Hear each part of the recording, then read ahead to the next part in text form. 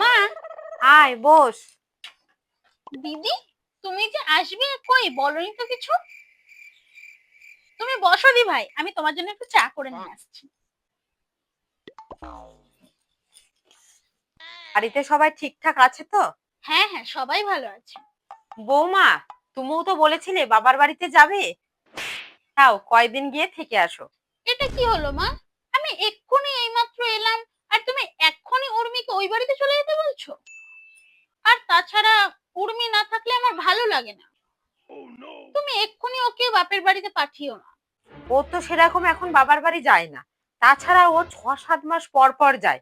আর তুই তো ফিরাই ফিরাই আসিস, থাক ওকে যেতে দে। যাও, জিনিসপত্র গুছিয়ে নাও গা।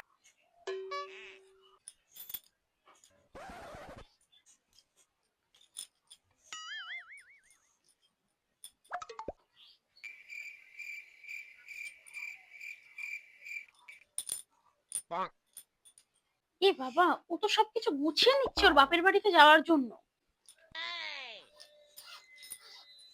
এভাবে ওকে যেতে দেওয়া যাবে না, কিছু একটা করতেই হবে যাতে ও বাপের বাড়িতে না যেতে পারে। মা, উর্মি সব ব্যাগ গুছিয়ে নিয়েছে ওর বাপের বাড়ি যাওয়ার জন্য। তাতে কি হয়েছে, যাক। মা, তুমি এটা কি করলে? ওই শ্বশুর বাড়িতে আমার ননদ এসে বসে আছে, ওই কাজের হাত থেকে বাঁচার জন্য আমি এখানে এলাম, আর এখানে এসে তুমি কি করছো? উর্মিকে বাপের বাড়ি পাঠিয়ে দিচ্ছ। আমি কিন্তু এত কাজ একসাথে করতে পারবো না, তুমি যেভাবে হোক ওকে আটকাও। বাহ দিদি, আমি ভেবেছিলাম তুমি হয়তো আমাকে খুব ভালোবাসো, তাই হয়তো আমাকে বাবার বাড়িতে যেতে দিচ্ছ না। কিন্তু আমি তো ভুল ছিলাম, তুমি আমাকে বৌদি হিসেবে ভালোবাসো না। তুমি খালি ঘরের একটা কাজের লোক চাও, যাতে তোমাকে কোনো কাজ না করতে হয়। সেই জন্য তুমি আমাকে বাবার বাড়িতে যেতে দিচ্ছিলে না। আমি শুনলাম তোমার শ্বশুর বাড়িতে তোমার ননদ এসেছে, আর তুমি তাকে ছেড়ে এখানে চলে এসেছো, কারণ যাতে তোমাকে কোনো কাজ না করতে হয়।